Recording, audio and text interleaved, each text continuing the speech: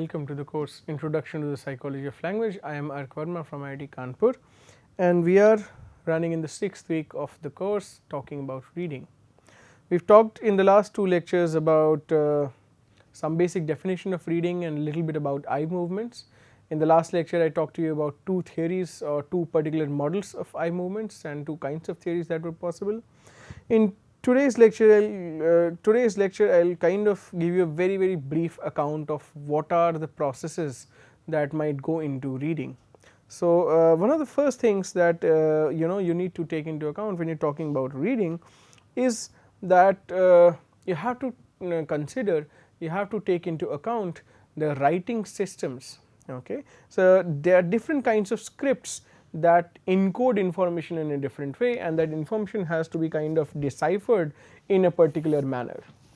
Okay. So, spoken language for that matter has many features in terms of phonetic features and so on that might be common across the languages. However, the writing systems or family of scripts, say for example the Brahmi script or the Romanic scripts and so on, basically have some commonalities, and within that then there are individual scripts that have unique features. So, for example, there are also script families, but there are also individual scripts that have certain unique features. So, in order to be able to read successfully, a reader has to master the unique features that his or her script has to offer. Okay. Broadly, say for example, there are alphabetic writing systems, say for example, the one that is used in English. It contains basically a collection of letters or a single letters or a combination of letters. The combination of letters could be bigrams and trigrams, usually there are single letters as well, and these basically correspond to particular speech sounds, particular sets of phonemes.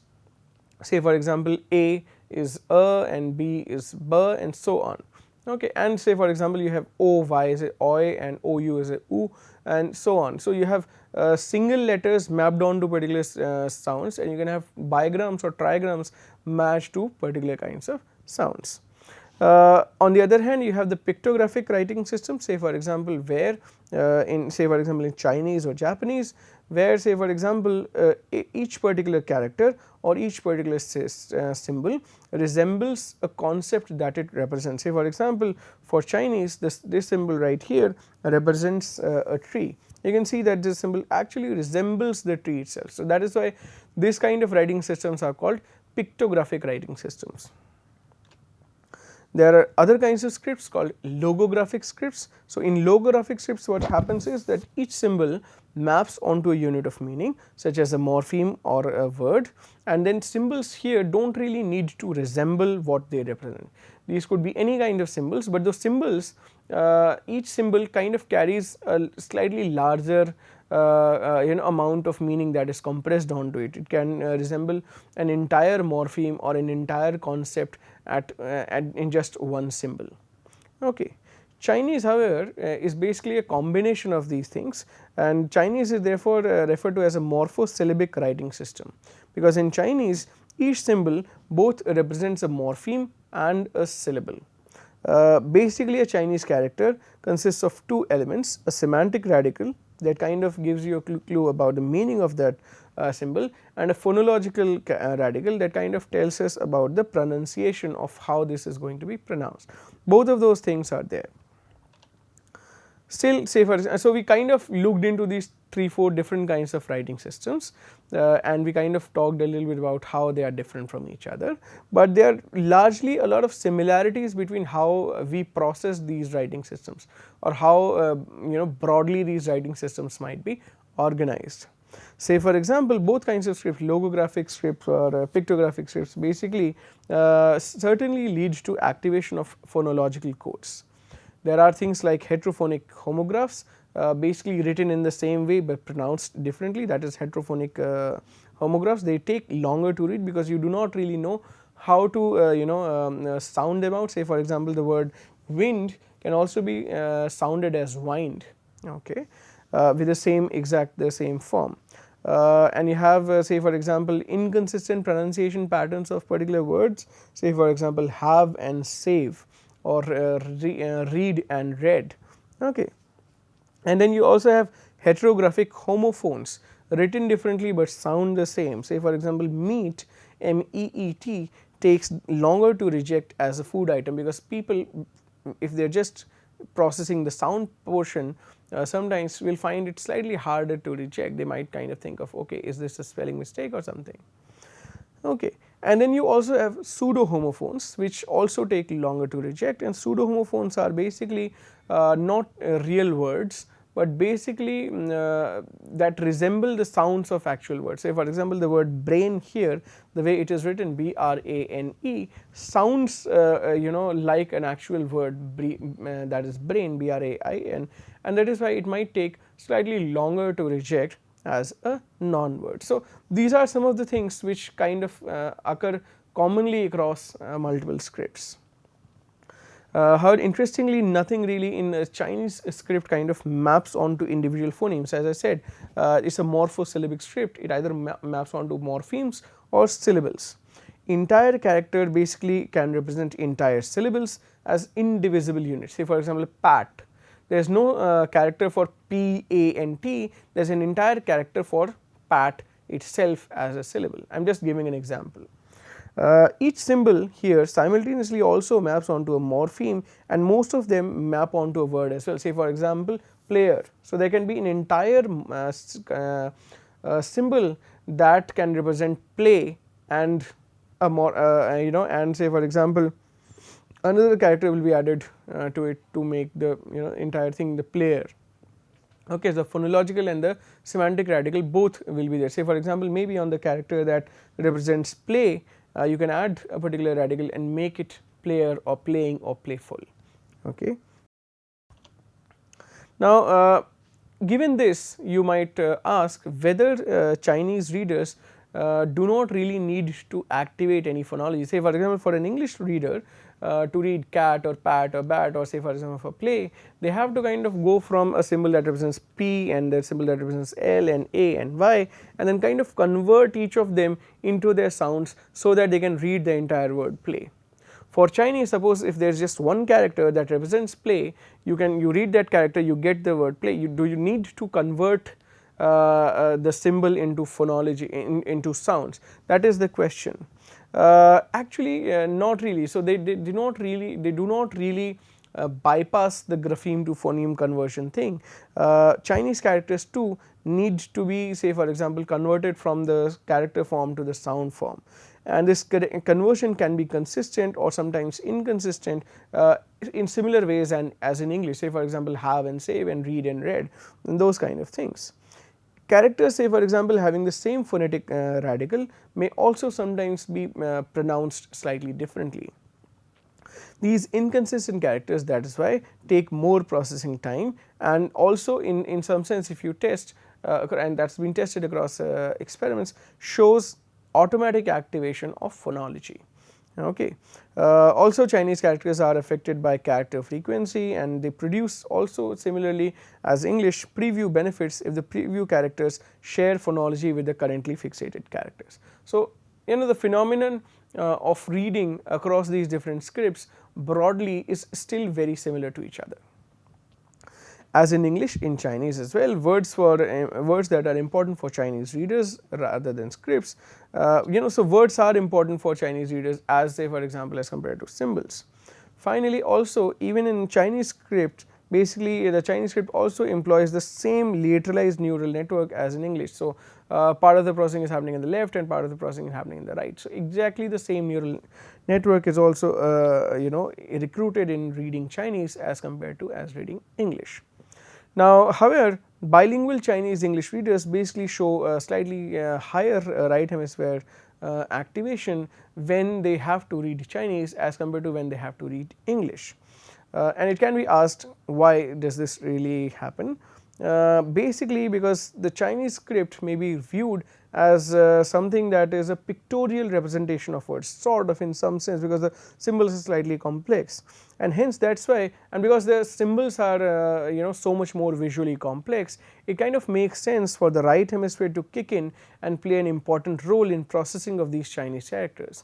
I mean, we know for a fact that the right hemisphere does the visual processing part much in a much better way, is much more adept at it, and that is why the more complicated the characters are, you can expect that there are more say for example processing, more involvement of the right hemisphere in processing Chinese characters. So that is why they would basically recruit the right hemisphere networks also in order to read Chinese script. So that is why Chinese readers, it has been found, both native Chinese readers and those who have learned Chinese as a second language, they show significant activation of the right hemisphere. You can see this, there is this fMRI data from basically the study from Charles Perfetti and colleagues 2007. You can see in American learners the English language activation is kind of more on the left side, whereas when they are reading Chinese language, their activation is on both sides, the left and the right. Chinese bilinguals, you will also see activation on both sides of the hemisphere, basically saying that when they are reading Chinese script, they will kind of recruit both the left and the right hemispheres, sort of in equalish fashion. Now that was a little bit about scripts. Now let us kind of try and understand what involves, what is it that is involved in reading when you are kind of talking about going from sound from letter to sound and so on. Now there is another quote in Traxler's book from Stein and Walsh, basically learning to read. So learning to read, it says learning to read taxes our perceptual abilities to the limit far more than learning to talk, because reading is, as I said, is unnatural. You are kind of deciphering a lot of compressed meanings out of these graphemes. It requires finer visual, auditory and manual skills than almost anything else that most of us actually learn. Is a sequence of small, minimally redundant visual symbols must be discriminated and translated in the phonemic sequence of sounds that comprise each word. So let me just kind of read it a little bit more slowly. First, learning to read taxes our perceptual abilities to the limit. It kind of is a very heavy perceptual job, because you are doing this simultaneously on the fly and very quickly. Second is, it requires finer visual, auditory and manual skills. Say for example, you are reading these very complicated symbols, you are converting them to sounds, and it's in that sense a very sophisticated exercise. Also, there is so much information that is contained in these minimally redundant very small visual symbols, which you have to analyze and concatenate with each other in order to get information. Okay. And this information is what? This information is you are translating this into phonemic sequences. So, you are translating this bunch of letters into a phonemic or a sound based sequence. That is how, say for example, for reading cat, you have to kind of translate from C-A-T. So, K, A and T have to be combined in a sequence one after the other in the right order to, in order for you to really get to the word cat. And this is fairly difficult. We kind of underestimate the complexity in this a lot of times, but if you really look at it, there are a lot of mental processes that are going on here in a coordinated fashion in order for you to be able to read all of what you have to read. So, cat, caterpillar, all of those kind of things. Now what does it really take to convert the grapheme to the phoneme? What is it that the brain really must do in order for you to be able to generate a sound based representation from an entirely visual representation? Okay, let us look at that. When children obtain the knowledge that spoken words can be broken down into subparts, say for example, play can be broken down into p, l, a and y, p, l, a and y, what is it really what is it really that the child needs to learn? How does a large word can be broken down into a smaller letters, and then those letters combined faithfully to lead to the large word back again? That connection is what we have to really understand. Secondly, the children must also realize and learn pretty quickly that specific patterns of letters go with specific patterns of speech sounds. Say for example, MAID is also made and MADE is also made. Say for example, OY is oi, so boy, and and all of these different kinds of combinations. Children, when they are beginning to read, this is what they kind of have to pick up. This is one of the most important skills for the children to pick up, that specific combination of letters will be pronounced in a specific way. That is something that is very, very important. And when they achieve this understanding, when they achieve an understanding of how the sets of letters go with specific sets of speech sounds, then basically they are supposed to have mastered what is called the alphabetic principle. Now, phonemic awareness is basically an important precursor. So, this is basically the skill that we are talking about, phonemic awareness, knowing that a particular set of letters represent a particular set of sounds. So, this phonemic awareness has been found to be a very, very important precursor to literacy or the ability to read and write. Unless you kind of have mastered the alphabetic principle and you kind of have a sense of how particular letters can be combined to read two particular sounds, you will not be able to successfully learn to read or write. Now, this is also thought to play a causal role in reading success, eventually predicting. So, one of the things that people have been doing for so long is to test individuals' children's phonemic awareness, and that has been found to correlate well in children, say for example, in the overall success of the child in learning to read. Some children who have high phonemic awareness turn out to be excellent readers. Some children who have very low phonemic awareness turn out to be poor or moderately skilled readers. So, phonemic awareness is thought to play a causal role in reading success, because differences in phonemic awareness can be measured in children who have not yet even begun to read. So, even before you begin to read, this kind of the ability to make contact between sounds and how the sounds can be broken down, how sounds can be combined is supposed to be very, very important. Now, these pre-readers, those who have not been exposed to script, but still their idea that they can break down complex sounds into smaller sounds, test scores, these pre-readers phonemic awareness test scores have been, as I was saying, shown to predict how successfully and how quickly they will master reading skills 2 or 3 years down the line when they begin to read, when they are exposed to alphabets, and when they are exposed to the how their script represents the sounds of their language. Now, also this whole business of phonemic awareness can be accessed in a variety of ways. For example, there are many tasks that help us judge how good the child is in the phonemic awareness area. Say for example, there are elision tasks, there are sound categorization tasks, and there are blending tasks. So, what happens in the elision task is that children are given words such as cat, bat, mat, rat, and basically they are asked to pronounce back the words by deleting certain sounds. So, I can give this word to a child, say cat, tell me what cat will sound like if the sound k is not there. So, the child should be able to tell me at. Okay. Similarly, sound categorization. In sound categorization, basically children are made to listen a set of words such as pin, bin, pin, bun, fun and gun, and they are basically asked to identify one sound out of these 4 or 5 which is the odd one out. So, pin, bun, fun, gun. So, the child should be able to tell me that pin is not going with the rest of the sounding words. So, that appreciation of how the sounds are. In the blending task, what happens is that children are basically made to hear onset words, the word beginnings, and the rhyme, the nucleus and the coda part, the consonant and the sound at the end of the syllable, and basically they are supposed to blend this and say what will come out. Say for example, k and at, what will come out if we combine this? So, the child should be able to say cat, that combination part.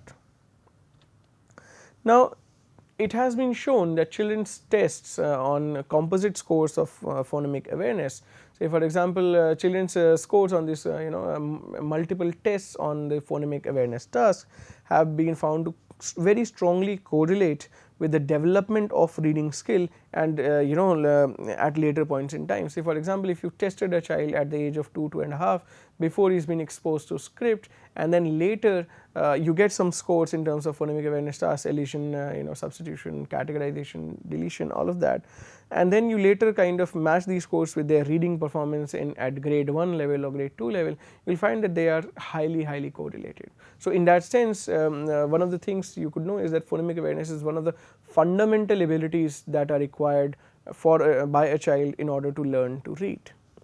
Children, as I was saying earlier, who are less phonemically aware will experience greater difficulties in learning to read, but effective intervention has been shown that it can help in developing children's phonemic awareness, and hence it could increase the likelihood that they will eventually acquire reading skills. So, for example, this is now also being used as diagnostic measures, that you kind of measure every child's phonemic awareness, kind of get the scores. If you see that the child is lagging behind in the phonemic awareness task, you can train the child on these phonemic awareness tasks.